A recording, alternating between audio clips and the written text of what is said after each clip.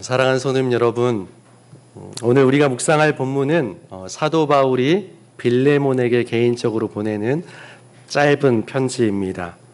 단순한 개인 편지인 것 같지만 이 편지 안에는 복음이 어떻게 인간관계를 변화시키며 또 관계를 회복시켜 나아가는지, 그리고 받은 은혜가 어떻게 흘러가야 되는지를 우리에게 보여주고 있습니다. 한 사람을 변화시킨 바로 그 복음이 저와 여러분을 변화시키고 또 우리의 삶을 이끌어가게 하고 우리를 바꾸신 그 은혜가 또 다른 사람을 세워나가는 은혜가 우리 가정과 우리 삶의 모든 터전 가운데 함께 하시기를 소망합니다. 사도 바울은 빌레몬을 소개하면서 사랑하는 동역자라고 말하고 있습니다. 자매 아비아는 아마 그의 부인인 것 같아요. 충성스러운 아키포는 빌레몬 가정의 일원이거나 또는 교회 공동체의 충성스러운 신자인 것으로 보입니다. 여러분, 초기 그리스도인들의 모임, 교회는 어떤 모습이었을까요? 우리는 지금 예배당 건물에서 또 예배를 위해서 여러 가지 시설을 갖추어서 함께 정한 시간에 예배를 드리고 있습니다. 초기 그리스도인들도 어떤 장소를 임대해서 그곳에서 정기적으로 모임을 가졌을까요? 교회마다 역사가 있습니다. 우리 교회도 75년의 역사가 있는데 연역 그 역사를 찾아보면 가장 처음에 항상 어떻게 시작합니까? 보통의 교회가 다 그렇습니다. 어느 장로님 가정에서 예배를 드렸다. 어느 성도님 집에서 몇 명의 성도들이 함께 하나님께 예배 드렸다. 이렇게 교회가 태동이 됩니다. 아마 초기 그리스도인의 교회들도 이렇게 시작했을 뿐만 아니라 사실은 따로 건물을 마련해서 예배를 드린 것이 아니라 어느 일정한 그런 공간을 내놓을 수 있는 성도가 또 그 공간을 내어주면 그곳에서 예배를 드렸을 것 같습니다. 빌레몬의 집이 바로 그랬습니다. 그래서 오늘 빌레몬에게 보내는 편지이지만 자매 아비아 그리고 충성스러운 아키포 그리고 내 집에 있는 교회에 편지한다 이렇게 말하고 있는 거예요. 분명히 바울 사도는 빌레몬에게 개인적인 부탁을 할 셈입니다. 뭔가 개인적인 부탁을 하려고 해요. 뭔가 문제가 있습니다. 그런데 그 문제에 대해서 부탁을 받았을 때 거기에 대한 화답을 해야 되겠죠. 결정을 해야 되겠죠. 선택을 해야 되겠죠. 그런데 이 결정이 그저 빌레몬 혼자만의 결정이 아니라 아비아, 아키포 그리고 교회가 함께 결정해 주라.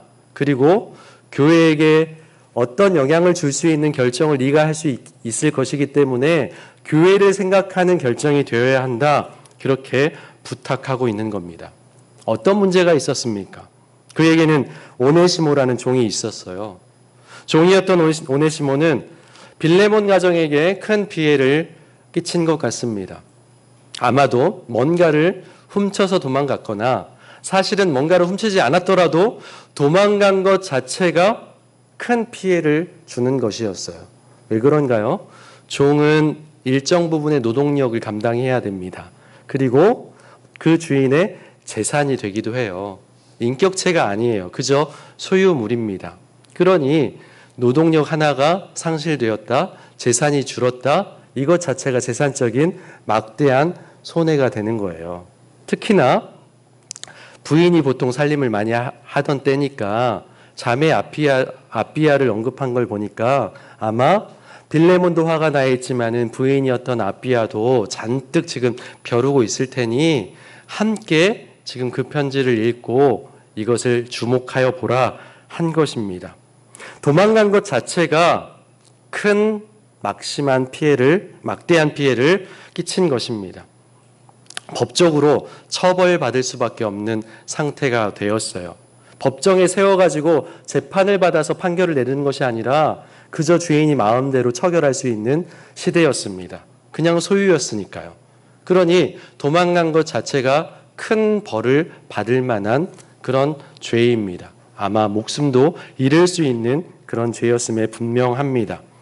오네시모는 도망 중에 로마 감옥에 붙잡혀 있던 바울을 만나게 되었고 바울로부터 복음의 소식을 듣게 됩니다.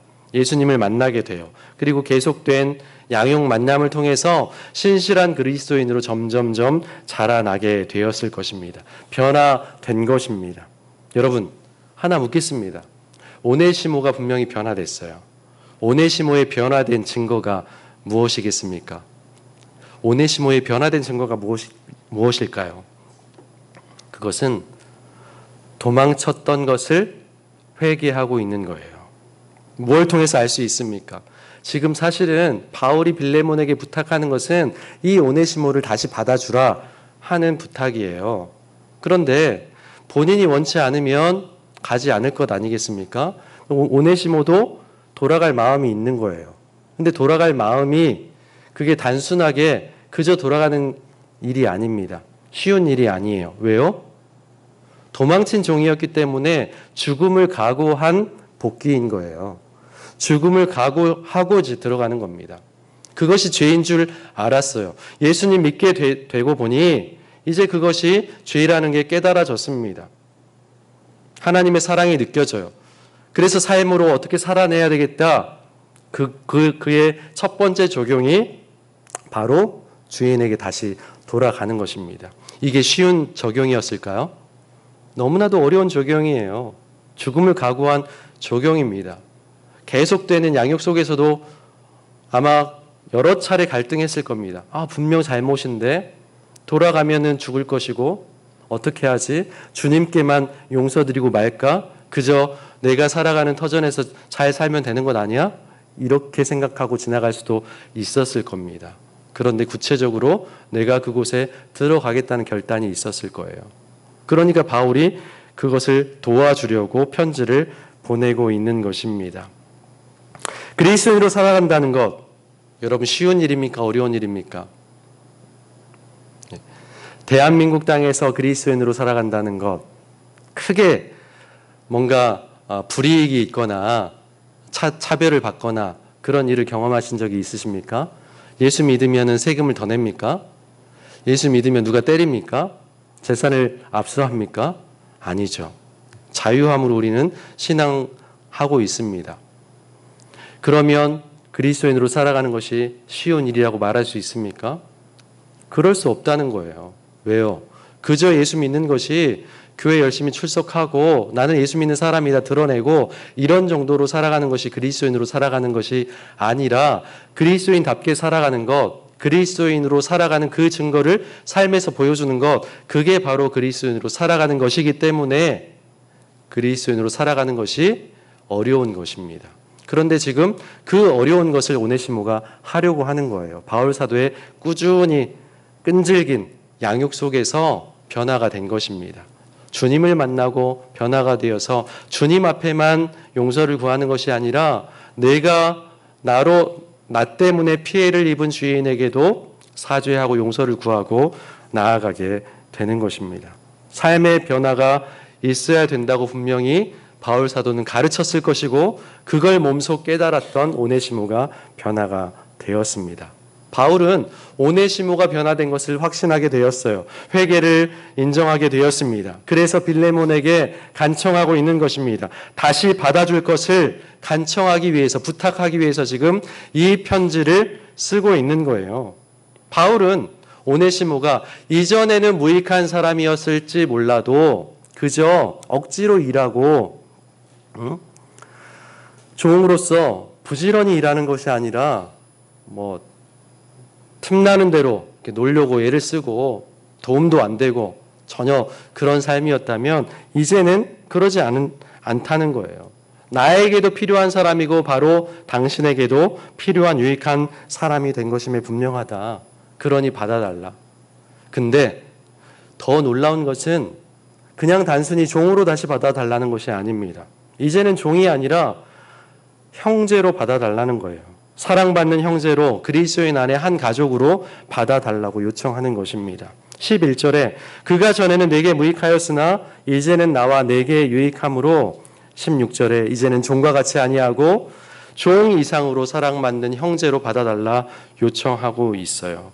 바울이 오네시모의 손에 편지를 쥐어주고 또 빌레몬 집으로 직접 들어가게 합니다. 오네시모가 그리스도 안에서 형제를 완전히 받아들이고 용서하는, 빌레몬이 오네시모를 받아주는 그런 기적적인 화해의 사건이 이제 펼쳐지게 될 거예요. 다시 말씀으로 좀 들어가겠습니다. 오늘 읽지는 않았지만 1절부터 3절까지에 누가 누구에게 편지를 쓰고 있는 그 상황들에 대해서 이야기하고 있습니다. 바울은 지금 어떤 형편에 있습니까? 그리스도 예수를 위하여 갇힌 자, 감옥에 갇힌 상태입니다. 죄를 지어서 갇히게 된 것입니까? 무엇 때문에, 왜 감옥에 갇히게 된 것입니까? 그리스도를 위해서 갇힌 자 되었다고 합니다. 예수님을 증거하다가, 예수가 하나님의 아들이심을, 그리스도이심을 증거하다가 갇히게 되었어요. 저라면 낙담할 거예요. 불만을 할 겁니다. 하나님 앞에 따져 물었을지도 모르겠습니다. 하나님, 내가 하나님 전하다가 어떻게 이렇게 될 수가 있습니까? 길이 펴져야죠. 하나님 믿으면, 하나님 전하면 우리의 삶이 좀 나아져야죠. 그런데 왜 내가 왕년에는 이런 삶이 아니었는데, 누구에게도 인정받고 또 칭찬받는, 배움도 많았고 또 부도 가졌던 저였는데 지금 이게 뭐란 말입니까? 옥에 갇혀있는 상황에 있어요. 그리고 빌레몬을 우리의 사랑받는 자, 동역자라고 부르고 있습니다. 우리가 너무나도 사랑하는 동역자, 내가 너무나도 사랑하는 동역자, 빌레몬이여, 이렇게 부르고 있어요. 모든 성도들, 믿음의 사람들은 그리스도의 사랑을 받은 한 가족입니다. 우리는 모두가 그리스도의 사랑을 받은 한 가족이에요. 한 가족 아닌가요? 인정이 안 되십니까? 주님의 사랑 안에 한 가족입니다. 여러분. 그러므로 우리는 성도를 사랑의 가족으로 포용해야 하는 거예요. 바울 사도는 매여 있는 상황임에도 자신의 처지를 비관하지 않았습니다. 탓하지 않았어요. 오히려 동역자를 따뜻하게 포용하고 있습니다. 여러분, 우리는 물리적으로 어디에 갇혀 있는 사람은 없어요. 그래서 자유롭게 예배의 자리로 나왔습니다. 그런데 꽉 막힌 우리의 마음의 벽, 거기에서 뛰어넘지 못하는 상황 가운데 있는 성도들이 있을 수 있습니다. 육신의 질병으로 또 거기에 갇혀 있는 성도들이 있습니다. 깨어진 관계의 문제로 인해서 꽉 닫혀 있는 성도들의 삶이 있을 수 있습니다. 그 갇힌 상황에서 우리는 무엇에 핑계를 대고 탓할 것인가? 바울 사도를 보십시오. 갇힌 상황에 있을지라도 오히려 동역자를 생각하고 또 동역자를 포용하는 다윗의 모습을 우리가 배울 수 있기를 바랍니다. 다른 사람을 존중하고 사랑하는 것이 갇혀있는 상황에 있을지라도 그것을 뛰어넘는 그 사랑을 베푸는, 저에게도 참 어려운 문제이지만 그렇게 실천할 수 있는 우리 공동체에 이루어갈 수 있기를 소망합니다.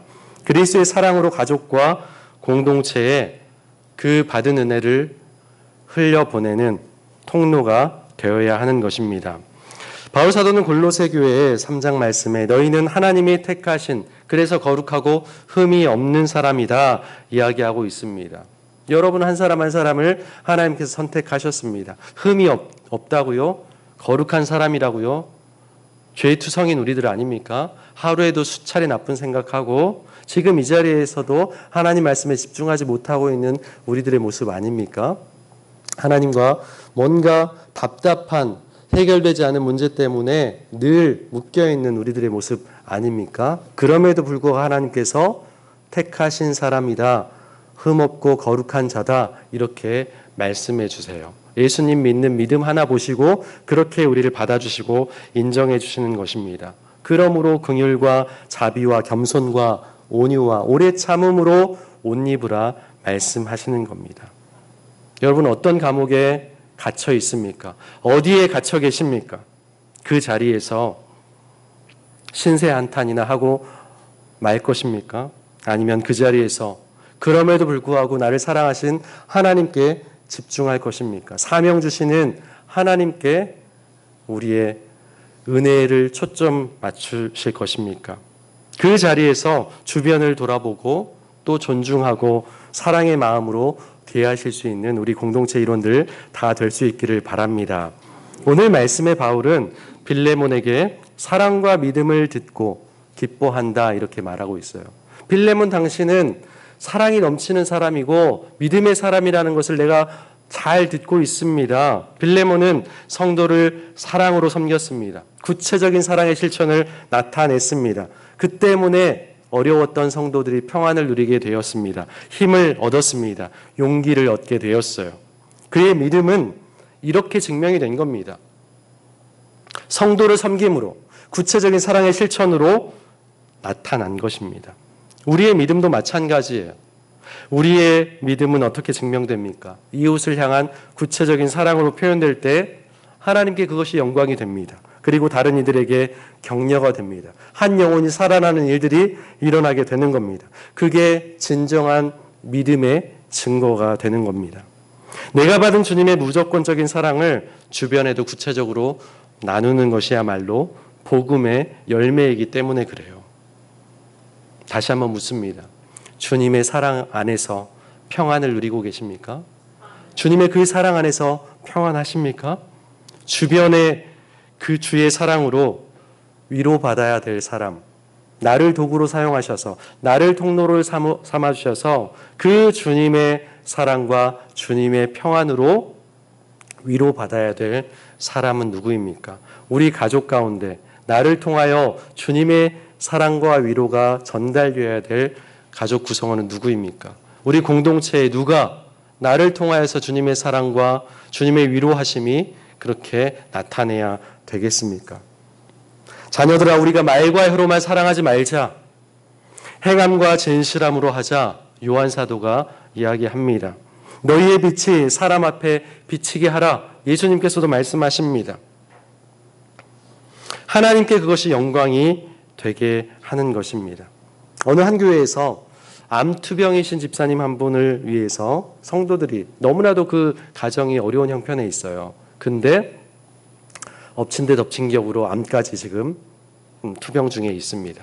그래서 성도들이 너무나도 어려운 상황에 있는 그 가정을 위해서 도시락을, 또 반찬을, 그리고 건강식품을 잘 마련해서 몸에 좋을 만한, 도움이 될 만한 음식을 만들어서 전달하고, 또 전달하는 동안에 또 기도해주고 그렇게 합니다. 그 가족은 재정적으로, 정서적으로 완전히 바닥 상태였어요. 큰 어려움 상태에 있었습니다. 그런데 교회 공동체가 따뜻하게 안아주고 품어주고, 또 그것이 힘이 되어서, 큰 위로가 되어서 끝까지, 주님 불러오시는 그날까지 주님 믿는 믿음으로 평안함으로 살다가 돌아가셨다라는 이야기를 들은 적이 있습니다. 성도의 구체적인 실천은 아픔을 이기게 하는 힘이 있어요. 어려움 가운데 있는 성도들을 위해서 우리가 함께 기도하고 구체적으로 돕고 함께 세워 나아감을 통하여서 아픔을 이겨내는 거예요. 그 아픔이 그분의 아픔으로 끝나는 것이 아니라 나의 아픔으로 여겨지고, 우리 공동체의 아픔이 나의 아픔으로 여겨지는 것, 그것이 한 몸 아니겠습니까? 바울은 오네시모를 위해 사랑으로서 간구한다고 8절에 밝히고 있습니다. 바울은 사도의 권위로 명령할 수도 있었을 겁니다. 그러나 정중하게 사랑으로 간구하고 있어요. 간청하고 있습니다. 제발 들어달라고 요청하고 있어요. 오네시모가 비록 도망친 죄인이지만 자신이 갇힌 중에 낳은 아들이다. 영적으로 변화된 아들이다. 자신에게도 당신에게도 유익한 사람이다. 이렇게 변호하고 있습니다. 더 이상 종으로 아니고 사랑받는 형제로 받아달라 부탁해요. 여러분, 잘못을 용서하고 다시 종으로 받아달라는 것도 굉장히 어려운 일입니다. 참 무리한 부탁입니다. 그런데 그것을 뛰어넘어서 종이 아닌 사랑의 형제, 사랑받는 형제로 받아달라고 하는 것은 너무나도 어려운 일이에요. 사랑으로 간구하고 있습니다. 사랑으로 간청하고 있습니다. 그러니까 복음으로 회복이 일어나는 것입니다. 복음은 원수와도 화해시킬 수가 있는 것입니다. 과거의 잘못을 용서받은 자로 변화시키는 힘이 있어요. 모든 차별을 허물고 경계를 허물고 한 형제 자매로 삼게 합니다. 이것이 오늘 우리가 그리스도 안에서 누리는 구원의 은혜가 아니고 무엇이겠습니까? 이처럼 복음은 깨진 관계를 회복시켜요. 무익한 자를 유익한 자로 바꿉니다. 우리를 변화시키세요. 여러 관계 속에서 갈등이 일어날 수 있습니다. 하나님과의 관계에서, 가족 구성원들과 관계에서, 공동체 또 지체들과의 관계에서, 자기 자신과 관계에서도 갈등이 일어날 수 있습니다. 그 관계를 회복시키시는 유일한 길은 복음인 줄로 믿습니다. 예수 그리스도가 완전한 회복을 주실 줄로 믿습니다. 그 복음을 의지하며 나아갈 때에 깨어진 관계들이 다 회복되는 은혜가 있기를 소망합니다. 로마서 말씀에 형제 사랑에 서로 친절하게 애쓰며 존경하기를 서로 먼저 하라고 했어요. 다른 사람이 먼저 올 때까지 기다렸다 내가 거기에 대한 반응으로 대하는 것이 아니라 형제 사랑하기를 내가 먼저 솔선해서 앞서서 실천한다는 거예요. 그렇게 힘써 나아갈 때 공동체가 건강하게 믿음으로 세워져 나아간다는 겁니다. 오네시모는 과거의 잘못을 속죄하려고 빌레몬에게로 돌아왔죠. 그리고 진심으로 용서를 구했을 겁니다. 눈물, 콧물 다 쏟아가면서 제가 그때는 몰랐습니다. 근데 예수님 믿고 보니 이제는 그것이 너무나도 죽을 죄라는 것을 알게 되었습니다. 제가 죽을 각오를 하고 왔습니다. 이 죄를 용서해 주십시오가 아니라 달게 받습니다. 벌을 달게 받겠습니다. 아마 그렇게 나아갔을 겁니다. 각오하고 나갔을 거예요. 그런 오네시모를 빌레몬이 넓은 마음으로 받아준 거예요. 그를 해방시키시고 그리스도 안에서 형제로 품었습니다. 용서와 화해의 복음이 공동체를 하나 되게 한 현장이 바로 이 현장인 것을 우리는 보게 되는 거예요. 바울은 그가 내게 빚진 것이 있거든 내게로 돌리라 내가 갚겠다. 분명히 뭔가를 훔쳐간 것 같습니다. 물질적인 피해를 입힌 것 같습니다. 그런데 지금 오네시모는 그걸 갚을 능력이 없어요. 그러니 이것은 내가 대신 갚아주겠다 이야기하고 있습니다. 책임을 지는 그런 사랑이죠. 예수님께서도 책임져 주시는 사랑을 우리에게 보여주시지 않았습니까? 죄의 대가를 우리가 감당했어야만 합니다. 그 죄짐을 그런데 예수님께서 지어주셨어요. 책임을 예수님께서 져주셨어요. 우리는 그런데 작은 책임조차도 지지 않으려고 해요. 얼마나 옹졸합니까? 얼마나 이기적입니까? 그리스도인이라고 하면서도 예수님의 사랑을 실천하는 사람이라고 하면서도 예수님은 전부를 나를 위해서 다 자신을 들이셨고 전적으로 책임을 다 지어주셨는데 조금도 책임지려고 하지 않은 우리는 얼마나 아직도 부족합니까? 제가 그래요, 제가 그렇다고요.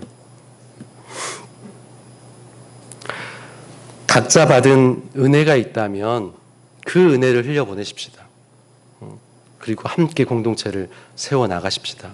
사랑으로 짐을 나누고 서로를 위해 희생하는 것, 그것이 믿음으로 살아있다는 증거이고 공동체가 생명력이 있다는 증거인 줄로 믿습니다.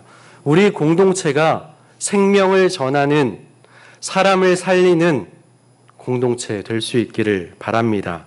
너희가 서로 짐을 지라 그리스도의 법을 성취하라. 함께 그 짐을 짊어 나아가는 거예요.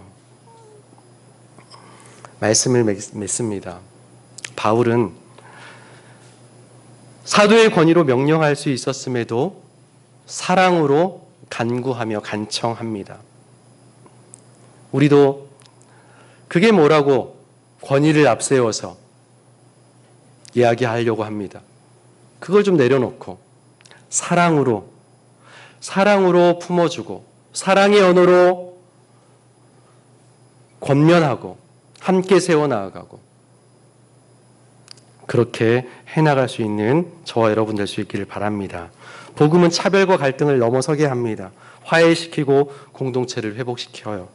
오늘 우리의 삶의 자리에서 우리가 받은 이 은혜로 우리 가족을 살리고 나로 인해서 우리 공동체가 살아나고 또 우리 주변에 많은 사람들이 살아나는 은혜가 있기를 주님의 이름으로 축원합니다. 주님, 어떠한 현실에 있든지 사랑으로 간구하고 받은 은혜를 이웃에게 흘려보내는 참된 그리스도인이 되기를 원합니다. 우리의 생각과 기준이 아닌 그리스도의 사랑을 따라 모든 이에게 존중과 용서를 실천하는 사람 되게 하여 주옵소서. 우리 교회와 성도들이 받은 그 사랑을 나누며 하나님 나라를 세우는 공동체 이루게 하여 주옵소서. 예수님 이름으로 기도합니다. 아멘.